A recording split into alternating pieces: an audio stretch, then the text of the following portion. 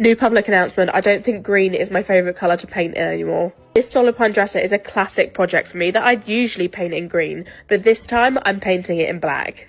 And at many times in this project, I thought I'd messed up by doing this, but wait until the end to see what you think. But first, I just started by taking off the handles and I won't be reusing them, but of course I'll keep them just in case I need them for another project. And then I'm on to scuff sanding and I'm using a 120 grit sandpaper, and the varnish was coming off so easily. Something I've also started doing is going over the scuff sanding with a 300 grit sandpaper, just to really smooth out all the wood before painting. And I have to say it's been giving an extra smooth finish, so that's definitely worth trying if you're going to give this a go yourself. And then this piece had lovely dovetail joints, so I was just masking taping them and then cutting them out of the masking tape. And this will give a great finish once everything's done. Now the last step before painting is cleaning. For this I'm just using a general cleaning spray and a microfiber cloth. Especially with dark colours, any bit of dust left on the surface will be obvious when you start painting. It won't give you that smooth finish that we're all after. For this project, I'm also using a 2-inch Harris brush. And this colour is by Frenchic and it's called Blackjack. And this is their true black colour, and I got it in the lazy range, but they do also have this colour in other ranges. This colour took me 3 coats, and I have to say after the first and second,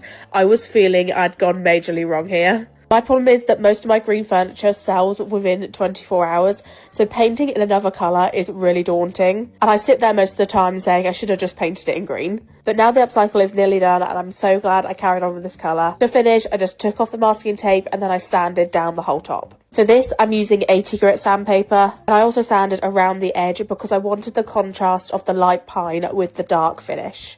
Once I finished getting all the varnish off the top, I worked my way up to a 320 grit sandpaper. That's just to make sure the wood is completely smooth and there's no sanding marks in the wood.